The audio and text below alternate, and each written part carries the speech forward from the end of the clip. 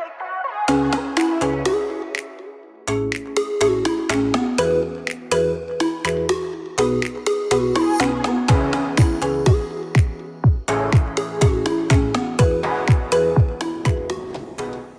continuación realizaré un análisis epistémico que permite conocer la historia de la educación y de las diferentes metodologías de enseñanza-aprendizaje a lo largo de la historia, desde la edad antigua, la edad media, la edad moderna y la edad contemporánea. La historia de la educación se enfoca en 4 aspectos. El primero de ellos son los espacios en donde se genera la instrucción, las asignaturas instruidas, la relación docente-estudiante y la relación educación y sociedad. De esta manera logramos encontrar un punto en común entre la educación o la historia de la educación y el aprendizaje con el estudio del proceso de enseñanza-aprendizaje desde el punto de vista ontoaxiológico. En la Grecia antigua la educación variaba según la región griega, pero tenían un aspecto en común y era que todos los griegos combinaban la educación intelectual con la educación física, así como también realizaban una diferenciación según las clases sociales. El Estado vigilaba la educación griega, que era administrada por unos magistrados, que organizaban los recursos necesarios para la manutención.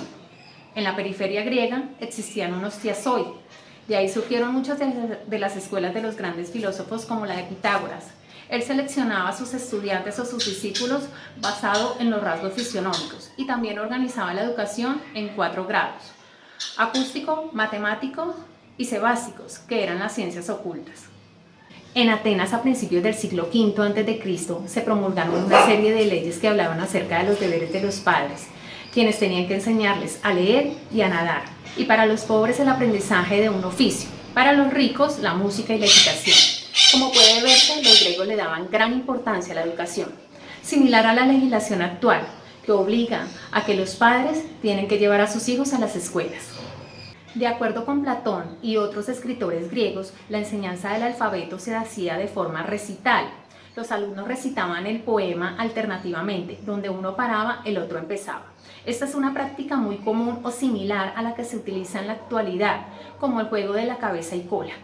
En cuanto a la relación maestro-estudiante, los castigos corporales eran el medio fundamental de la instrucción. Este es un reflejo de la pedagogía altamente jerarquizada, donde el docente estaba arriba y el estudiante estaba abajo, muy similar al modelo de pedagogía tradicional. Por otra parte, filósofos como Platón, Aristóteles e Isócrates escribieron sus propios modelos pedagógicos. Platón se centraba en la música, la gimnasia, la aritmética, la geometría, la astronometría y la filosofía. Aristóteles, por su parte, se centró en las 4 disciplinas de la educación griega, como son la gramática, la gimnasia, la música y el dibujo, y limitaba la enseñanza a los hombres libres, por lo tanto los esclavos y las mujeres estaban excluidos. Por último, Isócrates centraba la enseñanza en la oratoria, entendida como el arte de convencer por medio de la palabra. En la Edad Media, comprendida entre los siglos V al IX, la Iglesia asumió el control total de la educación. Se concentró primeramente en la lectura, algo muy similar como en la actualidad se hacen campañas de alfabetización. Los métodos de enseñanza aprendían mediante una rígida memorización y repetición en forma de cánticos. Las escuelas medievales residían en los monasterios. En estos no solo se impartía una educación formal, sino que además se impartían una serie de preceptos religiosos y se enseñaban valores y comportamientos morales. En cuanto a las sanciones y los castigos, eran la parte o la forma principal de impartir educación, según ellos, con moderación. La Edad Media se preocupó por dividir la educación de acuerdo por las edades. Isidoro de Sevilla, que era una de las grandes mentes de la Edad Media, sostenía que los niños y los adolescentes tenían que educarse según las edades. El humanismo y el renacimiento fueron movimientos culturales que se vivieron entre los siglos XIV y XV y generaron cambios en el ámbito educativo muy importantes. Primero que todo, se comenzó a generar una paga para los tutores, los cuales amoldaron sus asignaturas de acuerdo a la persona que le pagaba. En cuanto a los métodos de instrucción, se continuaba con un modelo tradicional en donde era el maestro y el aprendiz. Al poco tiempo, el humanismo se extendió por toda Europa y exponentes como Erasmo de Róterdam criticaron la pedagogía antigua y propusieron métodos novedosos como aprovechar el juego para enseñarle al niño, además del hábito de conversar, dialogar y felicitar y corregir de manera amena al estudiante. La educación de la Edad Moderna se generó a partir de los siglos XVI y XVII a través de las guerras religiosas de la Reforma y la Contrarreforma que azotaron Europa. El movimiento reformista, encabezado por Martín Lutero, un sacerdote alemán, hizo énfasis en la instrucción de la lectura. Las ideas de Lutero influenciaron a otros grandes pensadores como Melanchthon, Erasmo de Róterdam, Ítalo y Calvino. Ellos se concentraron en la importancia de la educación y en la necesidad de las escuelas y de considerar al niño como el semillero de la sociedad. La Reforma causó gran impacto en la educación, pues logró hacer que la educación se volviera más democrática. En el siglo XVIII, la Ilustración fue un movimiento cultural en el que grandes autores como Rousseau, Diderot, Montesquieu, Voltaire, entre otros, hicieron hincapié en el uso de la razón para llegar al conocimiento. Esto fue en oposición a la fe, la superstición, la religión y la ignorancia. Se realizaron transformaciones educativas importantes que se dispusieron en los diferentes centros educativos europeos, en los cuales además de imponer un reglamento escolar, también se buscó innovar con métodos didácticos como el empleo de dramatizaciones o actividades en las que los niños fueran más activos. Sin embargo, se continuó practicando el castigo corporal de manera normatizada, teniendo en cuenta cómo había sido de sádico en la educación grecolatina y medieval.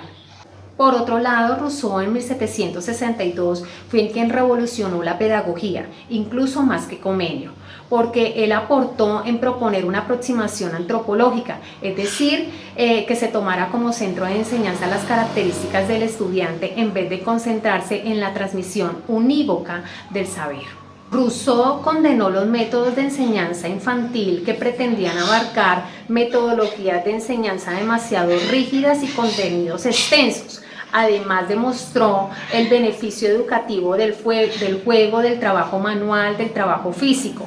Y por otro lado, Rousseau estuvo en completa conexión de establecer una relación directa entre el entorno del niño y la educación. Por otro lado, los ingleses Andrew Bell y Joseph Lancaster promovieron lo que se conoció como enseñanza mutua, que consistía en destacar los estudiantes avanzados y volverlos monitores para que trabajaran en grupos y ayudaran a los estudiantes que tenían dificultades. Otra figura pedagógica del siglo XVIII fue sin duda el suizo John Pestalozzi.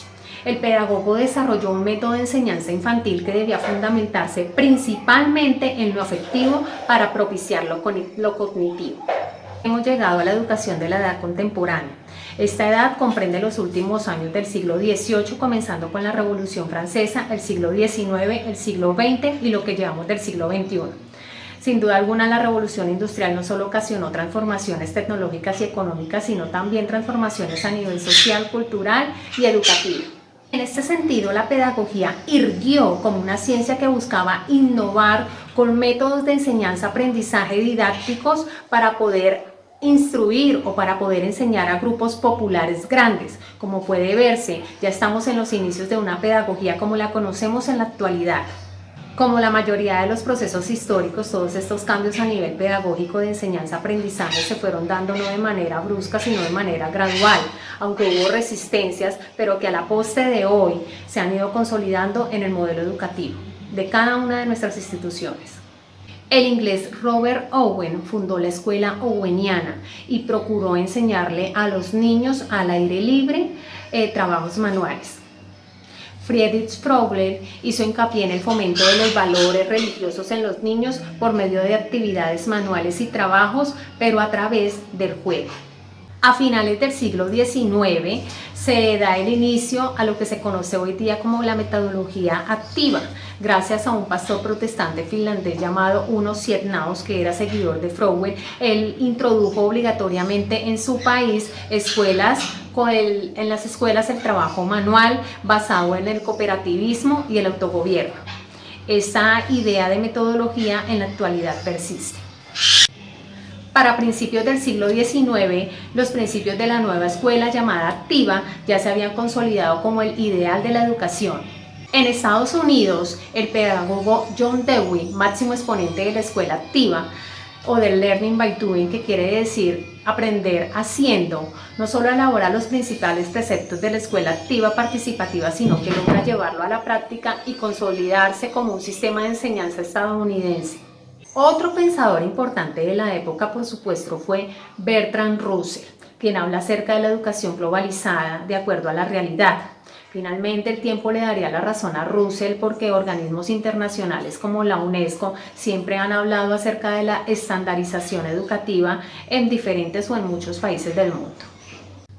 Actualmente existen muchas escuelas o corrientes pedagógicas que nos facilitan la forma de enseñanza-aprendizaje en nuestras escuelas. El conductismo, el funcionalismo, el cognoscitivismo, el estructuralismo, entre otras. Incluso la metodología del aprendizaje invertida tiene sus orígenes de la estrecha relación que surge entre la psicología y la pedagogía. Sin embargo, serían los trabajos del psicólogo y pedagogo Jean Piaget los que transformaron la pedagogía para siempre. Actualmente el panorama educativo es incierto. Por un lado, persisten muchas resistencias en una educación tradicional. Por otro lado, hay muchos métodos de enseñanza-aprendizaje novedosos, pero que pueden ser poco consistentes. A pesar de ello, la educación y los ideales educativos son finalmente el reflejo de la sociedad, que al estar en constante cambio, genera un cambio constante en la educación. Muchas gracias.